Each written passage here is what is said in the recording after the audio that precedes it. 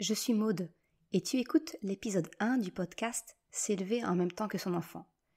Utiliser les émotions pour comprendre le comportement de ton enfant.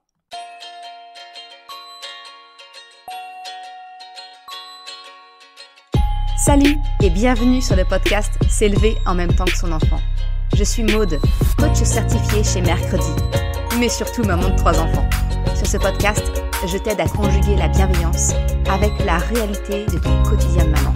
Utiliser ton choix d'une parentalité bienveillante comme un accélérateur de ton propre développement personnel. T'aider à changer de regard sur les situations que tu vis avec ton enfant pour t'en servir, pour grandir et apprendre sur toi. Dans cet épisode, nous allons parler des émotions comme une grille de lecture des comportements de ton enfant. Toi qui t'intéresses à la parentalité bienveillante, tu entends parler d'accueillir et accompagner les émotions de ton enfant. Je t'explique aujourd'hui pourquoi cela te sera utile. Passer de l'injonction de « tu dois » à savoir pourquoi cela changera ta vie. Pourquoi cela t'aidera à construire une relation de coopération avec ton enfant. Pourquoi, en prenant en compte ces émotions, il te sera plus facile de traverser les tempêtes émotionnelles sans avoir l'impression d'avancer les yeux bandés dans un champ de mine. Le premier point, c'est de prendre en compte la réaction en chaîne que sont les besoins, les émotions et les comportements. Le comportement de ton enfant est la résultante d'une émotion qu'il a ressentie suite à un événement, une situation. Vois-le comme une réaction en chaîne, une suite de dominos qui tombent les uns après les autres. Toi, en tant que parent, tu vois le résultat, la conséquence, le dernier domino tombé. Ce dernier domino, c'est le comportement de ton enfant. La tempête émotionnelle qui vous a affecté tous les deux. Cela peut être une crise de décharge le soir, en rentrant de la crèche, de chez Nounou ou de l'école. Cela peut être la colère de frustration, quand tu lui demandes d'arrêter le jeu qu'il est en train de faire pour passer à table ou aller s'habiller. Il y a 1000 situations où le comportement de ton enfant peut partir en cacahuète. Lorsque l'on s'arrête à ce seul comportement que l'on veut voir changer, alors on ne cherche pas à comprendre ce qui a amené la situation jusqu'à ce point. Il y a fort à parier que la situation se répétera alors encore et encore, car entre parents et enfants, on ne se comprend pas. Nous constatons le résultat, son comportement. Lui, il voit ce qui l'a conduit à cela, ce qu'il a ressenti, de l'injustice, de l'agacement pour ce qui s'est passé au cours de la journée. En fait, on ne regarde pas la situation de la même façon. Ton enfant ne fait pas de crise, et je mets des guillemets, pour le plaisir ou pour t'embêter. C'est autant coûtant pour lui que cela ne l'est pour toi. Simplement, les conditions s'accumulent jusqu'à fournir tous les éléments nécessaires pour que ça éclate. Ce que je te propose ici, c'est de remonter la piste du comportement pour comprendre ce qui le déclenche. Où est le détonateur ? Ainsi, en comprenant ce qui déclenche un comportement, tu obtiens une grille de lecture pour comprendre ce comportement. Tu as un moyen d'agir dessus et éviter au passage quelques potentielles crises facilement évitables. Ceci dit, rien n'est magique. Je ne te garantis pas pour autant que tu ne vivras plus aucune crise. Mais tu seras alors capable d'éviter les inutiles et sortir potentiellement plus facilement de celles qui sont là pour le faire grandir et pour te faire grandir. La clé est donc de regarder la chaîne complète. À partir d'une situation donnée, nous ressentons des émotions qui vont directement impacter notre façon de réagir, notre comportement. On peut prendre un exemple qui est source de tension. La fin d'une activité pour passer à table ou alors aller se coucher.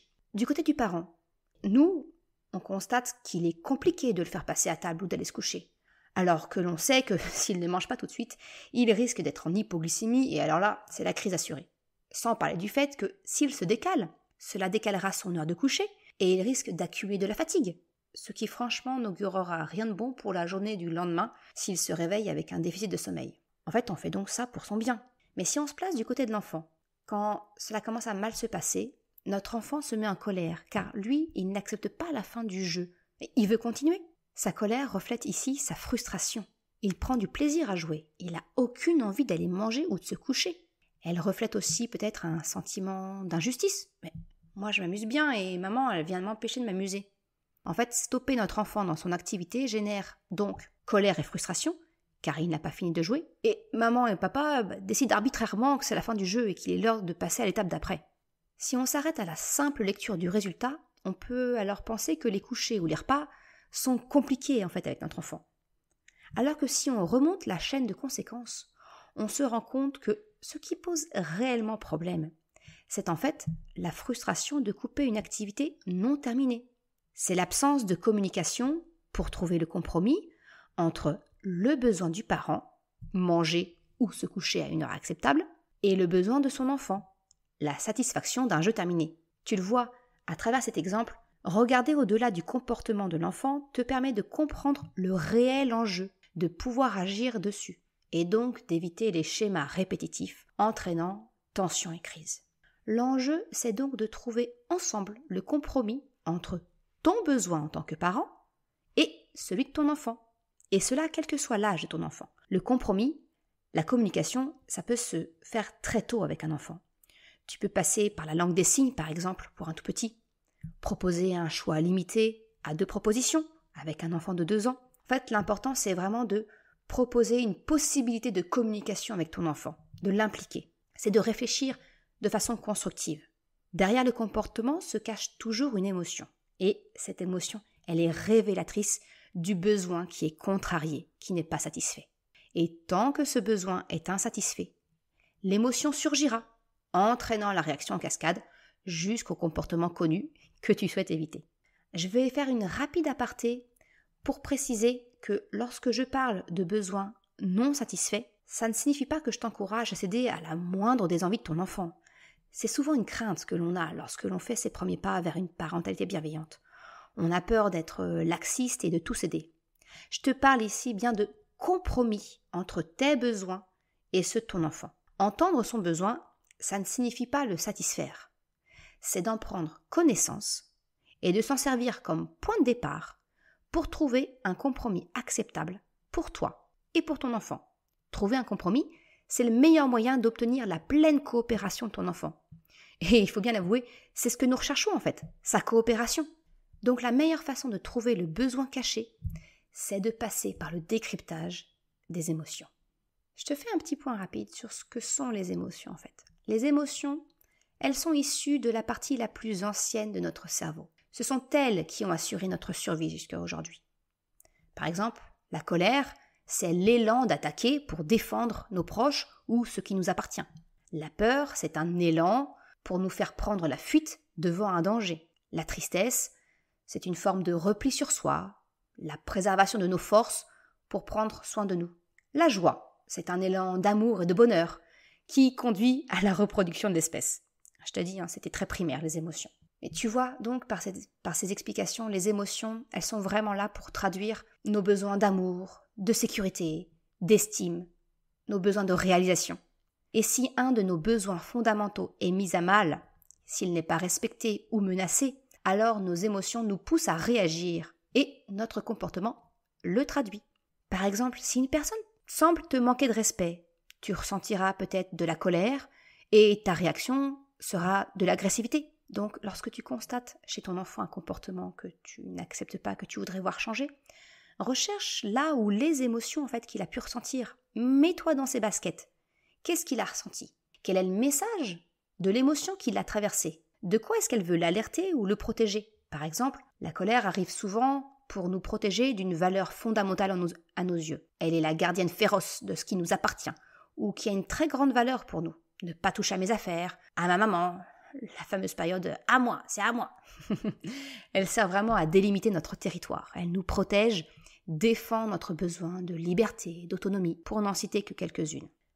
La tristesse, elle se manifeste lorsque nous perdons quelque chose qui a une grande valeur pour nous. La perte est actée. Nous ne pouvons plus nous y opposer. Il y a une forme de passivité dans la tristesse, car les choses ne sont plus en notre pouvoir. La tristesse nous informe que cette chose finie, perdue, avait une grande valeur pour nous, une grande importance. La peur, elle, peut être la traductrice de notre insécurité, et donc par opposition de ce que nous avons besoin pour nous sentir en sécurité. On a besoin des bras de maman, du doudou. En regardant le message de l'émotion, on peut alors comprendre ce dont notre enfant a besoin. Et à partir de là, nous sommes en capacité de communiquer, que ce soit en parlant avec les plus grands ou grâce à la langue des signes avec les tout petits.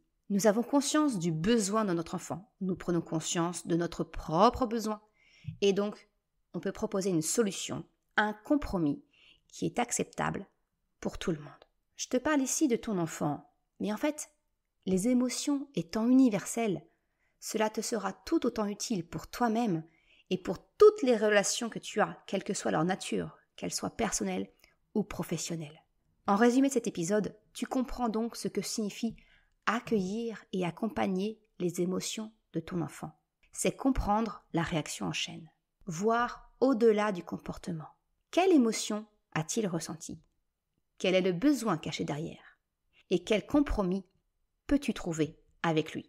Tu comprends en quoi rechercher l'émotion, le besoin derrière le comportement, participe à construire une relation de coopération avec ton enfant. Il n'est pas passif dans la relation, il est acteur, car tu l'impliques dans la recherche d'une solution qui conviendra à tout le monde. Tu comprends donc mieux ton enfant et ne répète pas certaines situations qui conduisaient systématiquement à des tensions entre vous. Voilà pour ce premier épisode du podcast. Tu l'auras compris, les émotions pour moi, ce sont vraiment les piliers centraux de la parentalité. Je te remercie d'avoir écouté cet épisode jusqu'à la fin. Tu retrouveras une retranscription sur le site mercredi.com. Si tu as aimé cet épisode, s'il t'a été utile, je t'invite à le partager, à en parler autour de toi, ou si le cœur t'en dit, de me laisser une note de 5 étoiles sur Apple Podcast. Cela me permet de faire connaître le podcast et m'encourage à progresser. Un grand merci à celles et ceux qui prendront le temps de le faire. Je te souhaite une excellente journée, après-midi, soirée, quel que soit le moment où tu écoutes. Et je te dis à très vite dans un nouvel épisode. Ciao!